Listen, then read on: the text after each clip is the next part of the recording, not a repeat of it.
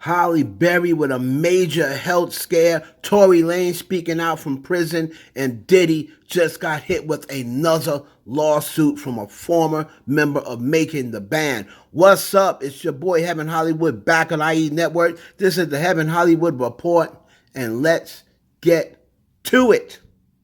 And let's start this thing off with the legendary, one of the most beautiful women in the world, Halle Berry, and she just had a crazy health story, and she spoke about it on the Drew Barrymore show. Now, she said she went to the doctor, okay, because she was experiencing severe dryness, swellness, and pain in her private area, okay? The doctor then checked her out, looked at it, and said, oh yeah, I know what this is. You have a bad case of genital herpes. Wow. So she said that her partner, Van Hunt, was with her at the time. So she said the next 72 hours was spent with them pretty much playing the blame game with each other. So we're going to let Halle Berry speak on this incident, and then we're going to come back and unpack it. When I was 54 years old, I had just met man. I manifested this man. And I just met him, and we were having the best time. I finally met my person. I mean, it was amazing. Oh. It was amazing. It was amazing. It really, truly was amazing. And then one morning, I tried to go to the bathroom, and I couldn't go. It was so painful. When I tried to let a little bit out, I couldn't go. I had to squeeze it. It took me almost 10 minutes to just empty my bladder because it was so painful. And substances were down there that I had never seen before, and I thought, what is this? So I go right to the doctor, and he's, doing the exam, looking up there, and he said, yep, I think I know what this is. And I'm like, what? He said, it's a really bad case of herpes. What?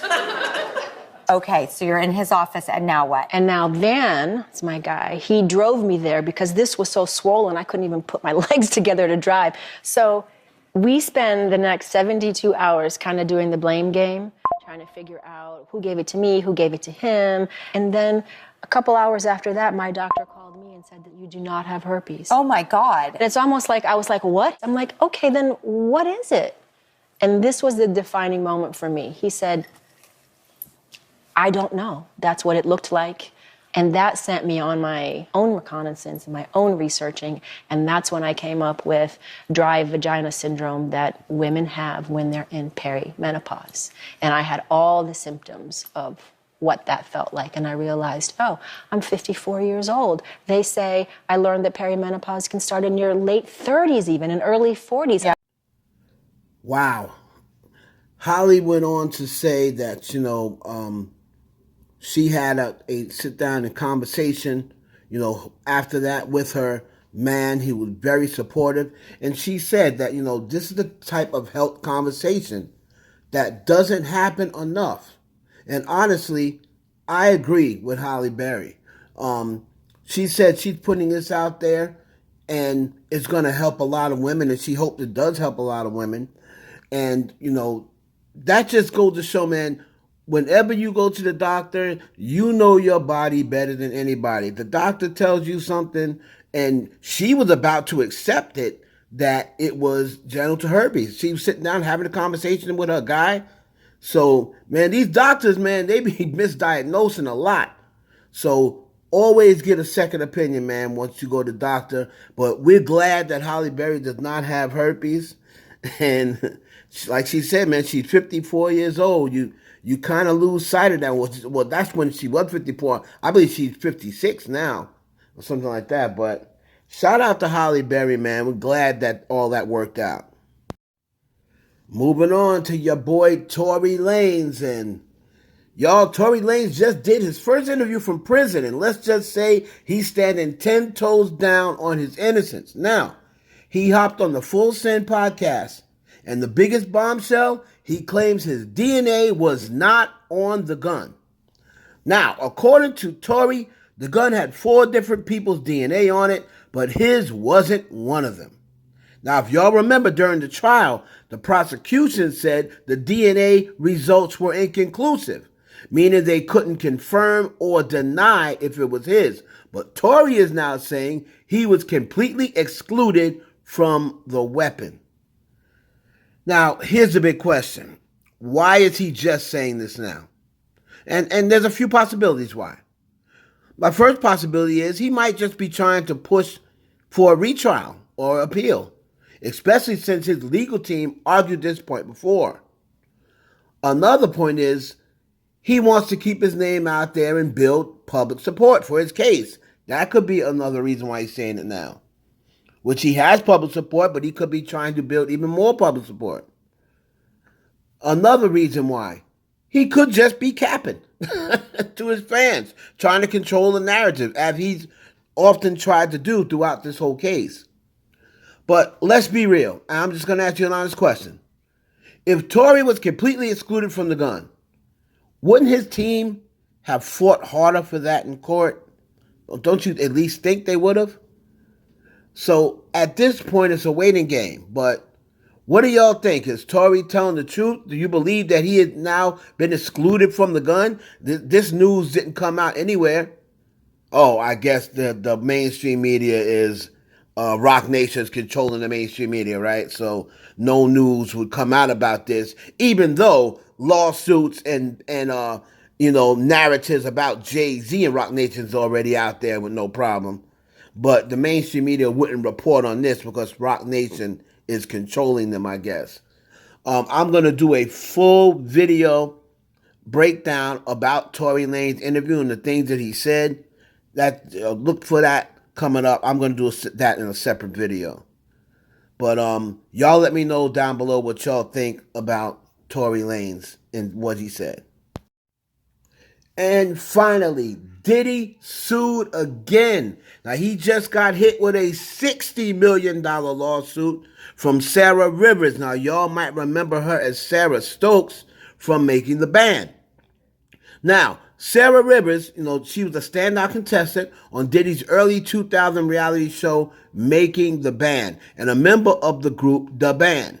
Now, the show was known for its intense challenges and behind-the-scenes drama, but now Sara is alleging that what happened off-camera was far more disturbing.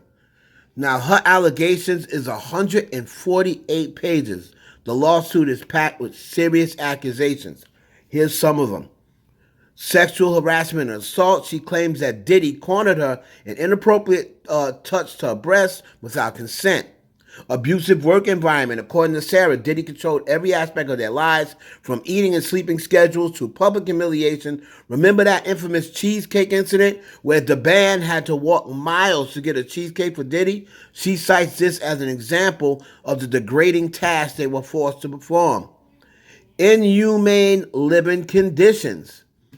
She alleged that she was forced to sleep in open spaces with male contestants, despite being married at the time, and was threatened with elimination if she refused. Financial exploitation. Sara claims they were inadequately compensated and pressured into signing unfair contracts, with Diddy allegedly keeping most of the profits generated from the show. Now, the lawsuit doesn't stop at Diddy. She also names MTV and Viacom, Bad Boy Entertainment, Diddy's mother, Janice Combs, another lawsuit for Janice Combs, and former assistant Foxworth Bentley. She's now dragged him into it. Sara alleges that these parties were complicit in the abusive environment. Now, former Bad Boy artist Chopper City, if you remember about a month ago, he ain't buying it. He said a month ago he's not buying any claims of Sara being assaulted or abused by Diddy. He said Sara used to sneak off at night to be with Diddy, suggesting a consensual relationship. According to him, she'd leave the house, come back looking disheveled, and act like nothing happened. Diddy's legal team, of course, responded. Yet this is another example of false claims being filed against Mr. Combs. No matter how many lawsuits are filed, it won't change the fact that Mr. Combs has never sexually assaulted or sex trafficked anyone, man or a woman, adult or minor, and he's confident that the truth will come out in court. Whew, this is some heavy stuff, y'all.